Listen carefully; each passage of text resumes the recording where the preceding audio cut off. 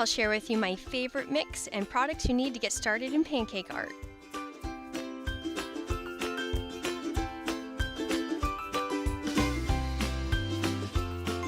Welcome! Come join me!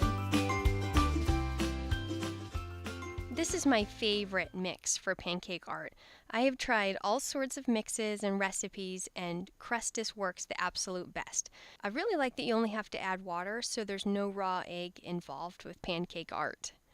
I think that the Americolor brand works best. I like this kit of soft gel paste. I used to be able to buy my food coloring at Hobby Lobby, but they don't carry it anymore, so now I buy these on Amazon. Red is included in this kit, but I've used it all up. And I really feel like this kit includes a lot of great colors. It even includes super black. I also really like the pink. It just really has a nicer shade of color than trying to just make pink yourself by diluting the red food coloring. Since I use so much red, I now buy it as a large bottle. If you want your pancake batter to be super red, you really need to have a lot of red food coloring to achieve this. I would suggest starting with at least 4 squirt bottles. I got these at Walmart in the kitchen gadget aisle for like 97 cents. I also bought the smaller one at Walmart in the cake decorating section. It's really good for small details. My Walmart doesn't carry it anymore, but I'll look online and see if I can find it for you guys. Now here is my favorite worn out spatula for pancake art.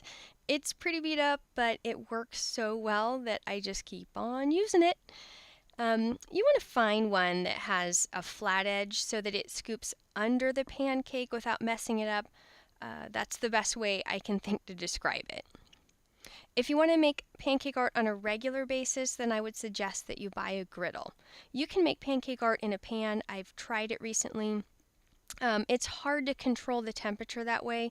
I like to keep my temperature at 200 degrees or less to prevent browning and ruining the colors, but a pan is doable to start out with. I have all of my pancake art products listed on my blog, and I will put that link below. Okay, so let's get making our pancake batter. So I honestly don't measure anything at all. Maybe I did when I started out, but I don't at all. I just usually fill up half my bowl with the mix, and then I just keep adding water until I get a medium consistency. So this takes a lot of back and forth between adding water, mixing, maybe you need to add more mix. So the batter will be super lumpy, honestly. Crustose just tends to be that way, so you really do need to use a mixer to get out as many lumps as possible. This is what I would consider a medium consistency. At this point, you need to divide your batter into cups, depending on how many colors you want. I personally am making little cactus and sunshine pancakes today for my kids for an after-school snack, so I need 4 colors for that.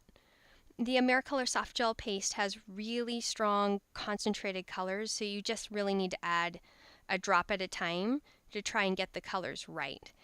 I always check my final colors next to each other to make sure that they have enough contrast between them. At this point, you need to fill up your squirt bottles. Try not to fill them up more than 3/4 of the way because the batter tends to get air pockets in the bottle and it comes up out of the nozzle. You should decide which colors you want to use for the small details and pick your smaller bottles for those colors at this point. These are the little cactus and sunshine snack pancakes I made for my kids. I have a step-by-step tutorial on how to make them on my blog, and I'll put that link below, and I'll see you in my next video.